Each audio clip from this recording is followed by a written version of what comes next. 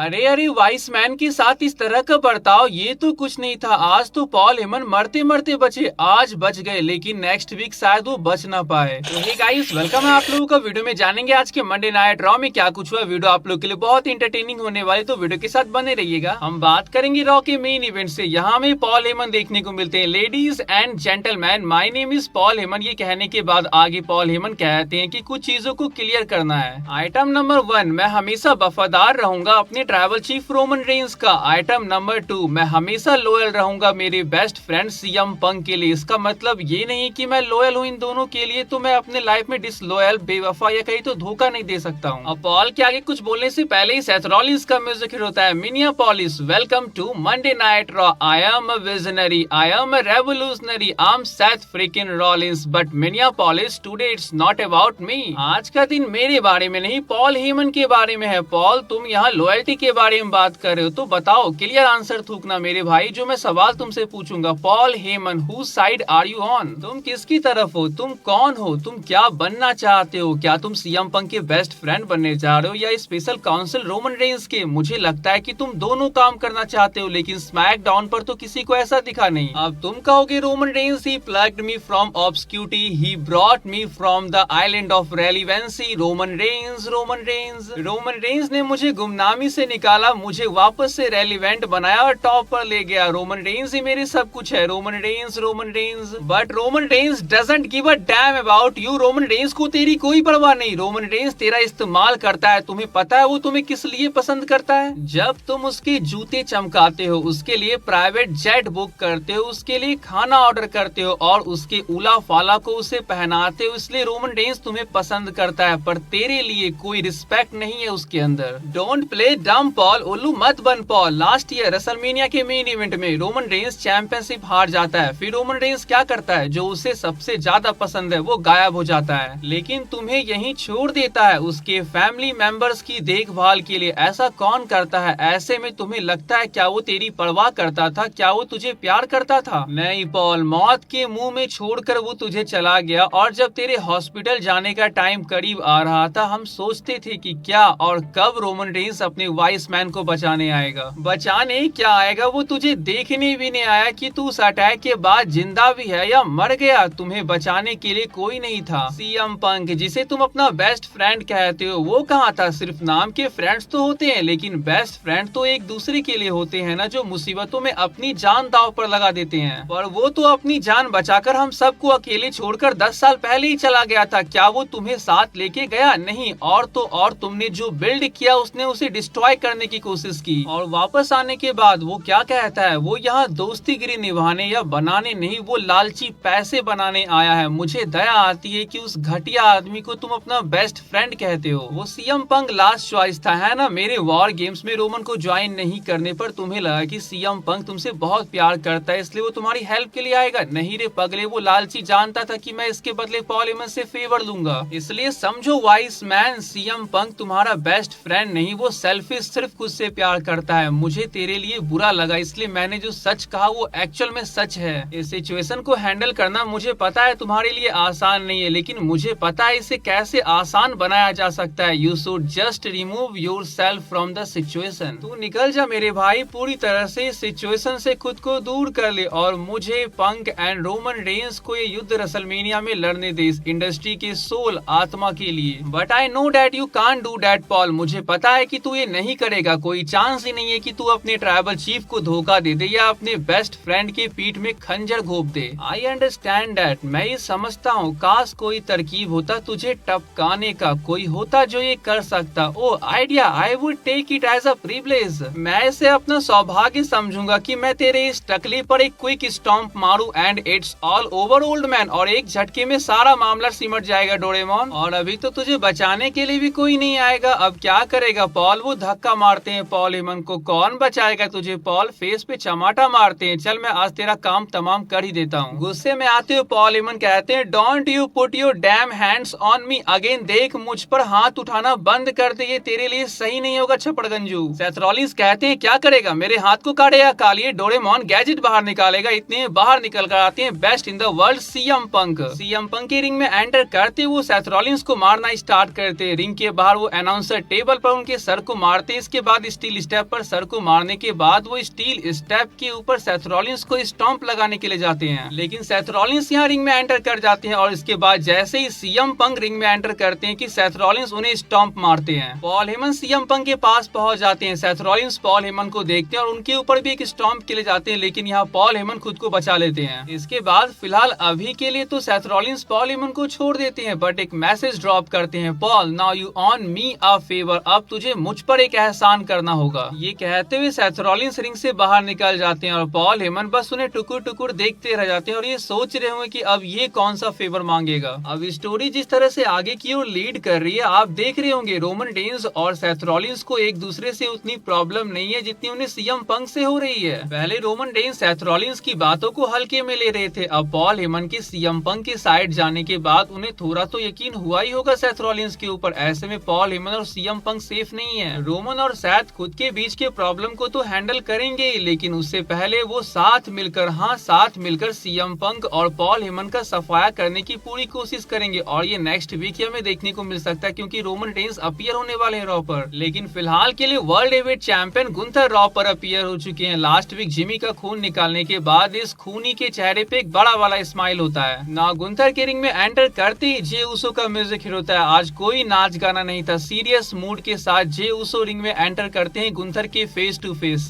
Gunther के हंसी को रोकने के लिए वो उनके हाथ पर मारते हैं और माइक नीचे गिर जाता है। फिर गॉगल्स को निकालने के बाद ऐसा लगता है कि जे उसो रो देंगे, पर वो किसी तरह अपने आंसू को कंट्रोल करते हैं। वो कहते हैं, गुंथर क्या तेरे पास माँ है? तू अपनी माँ से बात करता है? किस बारे में बात करता है? मेरे पास भी माँ है। तुझे पता है मैंने क्या बात की उनसे कि उनका एक सन हॉस्पिटल में 15 स्टिचेस के साथ। उन्होंने बोला, जोशुआ तूने बचाया क्यों नहीं अपने भाई को? मैंने बोला, माँ मैं उससे डरता हूँ। गुंथर तूने जो किया मेरे भाई के साथ, मेरी रूह कांप गई और मैं अभी तक कांप रहा हूँ। लेकिन अब जब मैंने देख लिया कि तू क्या कर सकता है तो अब वो डर खत्म हो गई। रेसलमेनिया से पहले अपने फैमिली से प्यार कर, गले मिल, ऊपर वाले से दुआ कर, क्योंकि जो मैं बनने वाला हूँ और करने वाला हूँ शायद उसके लिए गॉड मुझे माफ न करे। जे का ये फैंटास्टिक प्रोमो गुंथर के फेस के स्माइल को रफा दफा कर देता है, उनके तोते उड़ जाते हैं। अब देखो ये वही सेगमेंट था जो रॉ को स्टार्ट करता है। एडम पियर्स यहाँ होते, वो कह रहे होते हैं कि लास्ट वीक मेरी गलती थी जो कि मैंने बियांका ब्लेयर को रेफरी बनाया। मुझे लगा कि तुम लड़कियां प्रोफेशनल होगे, लेकिन तुम नहीं हो, तो अब यही सही होगा। इयो स्काई तुम रेसलमेनिया में फाइट करोगी Bianca Blair and Riya replay से एक ट्रिपल थ्रेट मैच में। इस अनाउंसमेंट के बाद बियांका ब्लेयर के कॉन्ट्रैक्ट पर साइन करने के बाद वो रिया रिप्ली से कहती है कि फ्री का स्पॉट चुराने वाले लड़की ले तू भी साइन कर ले इस कॉन्ट्रैक्ट पेपर को। ये वापस से आपस में बहस करने लगती है। इयो स्काई बीच में आती है, रिया रिप्ली उन्हें साइड कर देती है। ऐसे में इयो स्काई यहाँ पे गुस्सा होते हुए जाने लगती है, लेकिन फिर वो शायद सोची होगी कि मैं चैंपियन हूँ, मैं कहाँ जा रही हूँ, जाना तो इन दोनों को चाहिए। मिसाइल किक लगता है रिया रिप्ली को और इसी के साथ रिया रिप्ली और बियांका ब्लेयर यहाँ ढेर हो जाती है। क्या रेसलमेनिया में ये सीन हमें वापस से देखने को मिलेगा? फिन बैलर के हाथों में intercontinental championship. Dominik Mysterio versus Penta का मैच हो रहा था। इस मैच को पेंटा जीत जाते हैं पेंटा ड्राइवर के साथ। मैच के बाद कार्लिटो आते हुए डोमिनिक को सपोर्ट करते हुए पेंटा को पीटने लगते हैं। ऐसे में ब्रॉन ब्रेकर की यहाँ एंट्री होती है। नाना ये मत सोचना कि ब्रॉन ब्रेकर यहाँ पेंटा को सेव करने के लिए आए थे, वो यहाँ सबको डिस्ट्रॉय करने के लिए आए थे। पहले कार्लिटो, फिर डोमिनिक एंड इसके बाद पेंटा पूरी तरह से डिस्ट्रॉय हो जाते हैं ब्रॉन ब्रेकर के स्पीयर से। लेकिन फिर पीछे से 360 के साथ फिन बैलर ब्रॉन ब्रेकर को ढेर करते हुए उनकी इंटरकॉन्टिनेंटल चैंपियनशिप को उठाते हुए रेस करते हैं। लेकिन वो ये चैंपियनशिप ज्यादा देर के लिए अपने हाथ में नहीं रख पाते हैं। ब्रॉन ब्रेकर स्पीयर के लिए जाते हैं, लेकिन फिन बैलर यहाँ से भाग जाते हैं। तो यहाँ से हमें क्या पता चला? रेसलमेनिया का ये match Penta versus Bron Breakker versus Finn Balor versus Dominik Mysterio होने वाला है for the intercontinental championship. El Grande Americano, Julius Creed and Brutus Creed versus LWO का मैच हमें देखने को मिलता है। मैच के बीच में यहाँ अमेरिकानो अपने मास्क के अंदर कुछ डाल लेते हैं। ये रे मिस्टीरियो देख लेते हैं तो वो सबसे पहले रे मिस्टीरियो को हेडबट मारते हैं। इसके बाद वो ड्रैगन ली पर हेडबट लगाते हुए इस मैच को जीत जाते हैं। मैच के बाद back stage Rey Mysterio Adam Pearce से एक मैच मांगते हैं और रेसलमेनिया के अंदर ये मैच मांगते हैं वो एल ग्रांडे अमेरिकानो के अगेंस्ट, और एडम पियर्स हाँ कह देते हैं। लायरा वेल्किरिया वर्सेस बेली का मैच हमें देखने को मिलता है वुमेन्स आईसी चैंपियनशिप के लिए। कमाल के मैच में हारते हारते लेकिन गिव अप नहीं करती है लायरा और अपनी फोर्थ टाइटल डिफेंस को जीत जाती है। मैच के बाद लायरा के हैंडशेक को रिजेक्ट करते हुए बेली यहाँ से जाने लगती है, लेकिन इसके बाद वो हैंडशेक तो नहीं करती है पर वो हक करती है लायरा को। ये मैच हमें वापस से जरूर देखने को मिलेगा और शायद ये रेसलमेनिया 41 के अंदर हो सकता है। न्यू डे वर्सेस वॉरियर्स का मैच हमें देखने को मिलता है वर्ल्ड टैग टीम चैंपियनशिप के लिए। न्यू डे यहाँ पे बीच मैच में चेयर ले आते हैं, इसे हटाने की फिराक में आयवार गलती से जेवियर वुड को इससे हिट कर देते हैं। इसके बाद रेफरी इस मैच को डिस्क्वालिफिकेशन में एंड कर देते हैं। मैच के बाद न्यू डे बुरी तरह से अटैक करना स्टार्ट करते हैं वॉरियर्स के ऊपर। वो उनके नेक को टारगेट बनाते हैं जिसकी सर्जरी हो रखी है पहले। ये करियर एंडिंग मूव हो सकता था, लेकिन ऑफिशियल्स यहाँ पे न्यू डे को रोकते हैं। तो आज के इस वीडियो कहीं पेंड करते हैं। कोई सवाल है तो कमेंट कर दीजिएगा। वीडियो आप लोगों को अच्छी लगी तो चैनल को जो सब्सक्राइब कर लीजिएगा। मिलते हैं नेक्स्ट वीडियो में, तब तक के लिए bye and take care guys.